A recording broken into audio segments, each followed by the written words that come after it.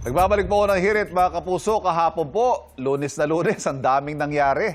Una na riyan ang paghahain ng kauna-unahang impeachment complaint laban kay Pangulong Bongbong Marcos. Ayan, at sa Senado naman, nagpatuloy na yung pagdinig ng Senate Blue Ribbon Committee sa issue ng flood control projects. Ayan, at kagabi lang, sumuko naman si dating Senador Bong Revilla na ipinaaresto ng Sandigan Bayan. At para po mas himayin natin ang mainit na usapin, yan po ang pag-uusapan natin dito sa Issue ng Bayan. At makakasama po natin para dyan, Attorney Severo Madrona Jr., Professional Lecturer ng UP-NCPAG. Attorney, good morning. Welcome back po sa Unang Hirit. Good morning po. Thank you. Nalunesan tayo kahapon. Ang dami nangyari. Unahin natin yung impeachment na yung kauna-unahang impeachment complaint laban kay Pangulong Bongbong Marcos. Please walk us through the grounds for impeachment na tinukoy do sa reklamo. Your thoughts as a lawyer and as a citizen na hindi naman ito yung first time na nakakita tayong impeachment complaint, attorney. Opo, actually meron tayong 4 grounds na nakalagay sa ating constitution. Culpable violation of constitution natin. Graft and corruption, betrayal of public trust, and other high crimes. So, I think itong tatlo na ito ay sinasabing dahilan daw ng pag-file ng impeachment complaint. Ang sabi dito ay nag-violate si Pangulong Bongbong Marcos ng konstitusyon nang pinadakip niya si dating Presidente Rodrigo Roa Duterte. Yes. At pati na rin yung hindi niya pagbito sa supposedly mga unprogrammed appropriation doon sa 2023 hanggang ngayong budget. At doon naman sa graft and corruption, allegedly tumanggap umano ng mga kickbacks or suhol si Presidente. At ang pagkatayo niya ng kanyang ICI, actually isang kwan lang yun, parang facade lang para mapagtakpan niya umano yung aligasyon, makaalyado niya. Opo. And again, having said all those, anong tingin nyo bilang isang abogado? Actually, mahina ang ganitong mga aligasyon. Bakit po? Mahina siya kasi mahirap mong patunayan actually yung sinasabing betrayal of public trust, yung graft and corruption, dahil wala pa namang lumalabas na direktang actually mga ebidensya na nagkapatunay na ang Pangulo po ay may kinalaman dito. Pero paliwanag natin sa mga kababayan natin, ito mga issue na ito, lumutang na ito before. Yes, actually, patuloy pa rin lumulutang, patuloy na ibinabato sa Pangulo. Bakit po siya mahina? Mahina siya kasi walang direktang ebidensya. No direct evidence? No direct evidence. Kasi sabi natin kasi kung patunayan mo yung sa impeachment, should have evidence actually to prove it. Hindi pwedeng hearsay lang o sabi-sabi lang.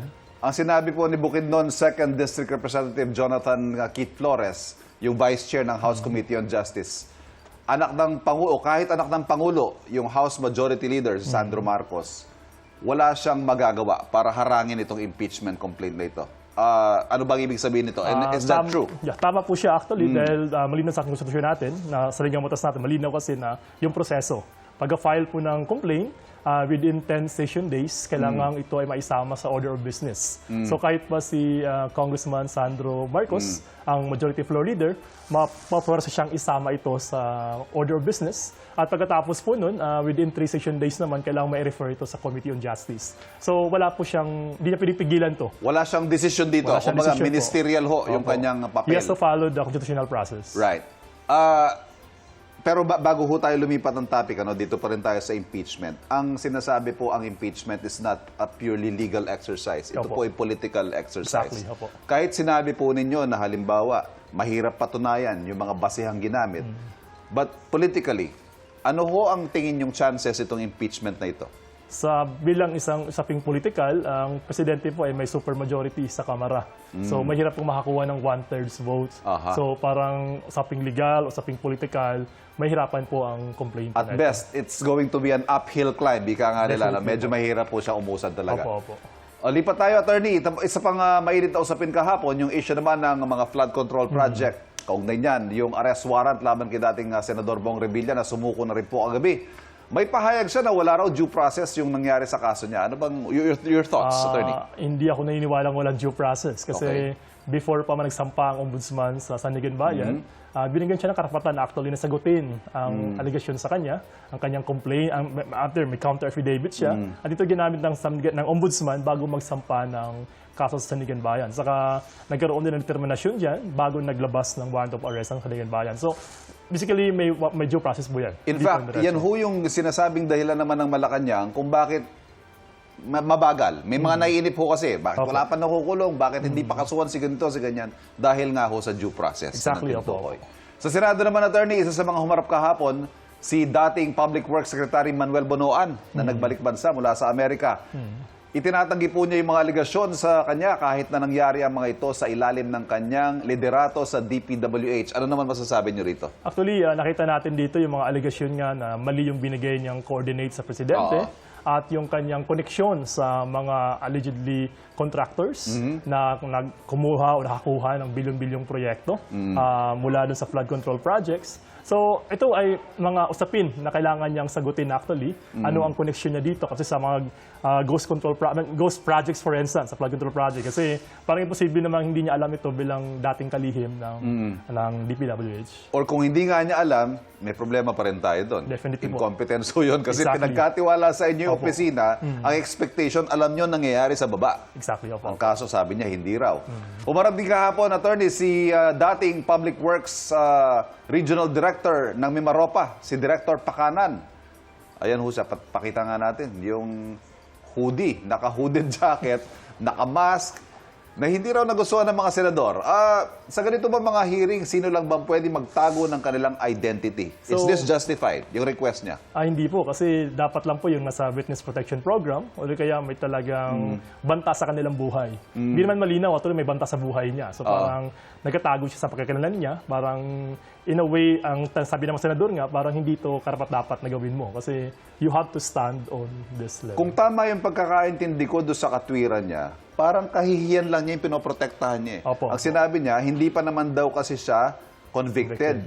At pending in court pa itong kanyang kaso, so baka pwedeng magtago muna siya. Pero pwede pa rin ba yun? Nakakahiya ho eh. Huwag muna. Pwede wala ba? po tayong ganun kasi definitely ang pagkatago ng pagkakanan lang, ang sabi nga natin, more of the threat.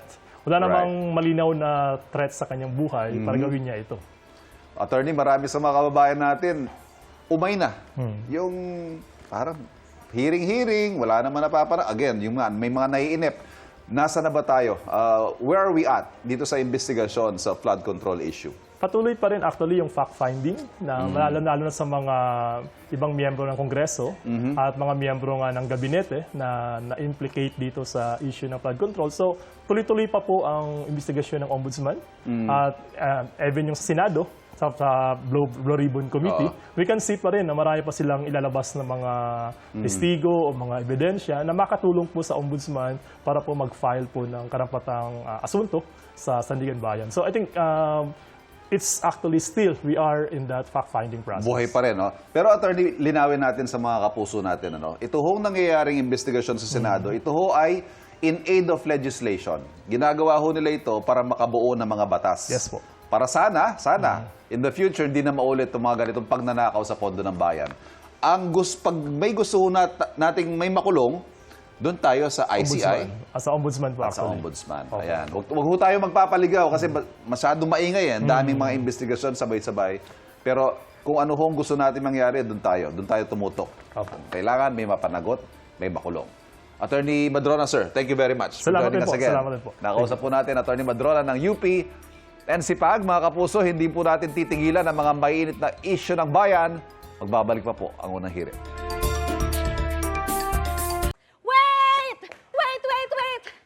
Wait lang! Huwag mo muna i-close. Mag-subscribe ka na muna sa GMA Public Affairs YouTube channel para lagi kang una sa mga latest kwento at balita. I-follow mo na rin ang official social media pages ng Unang Hirit. Thank you. O sige na,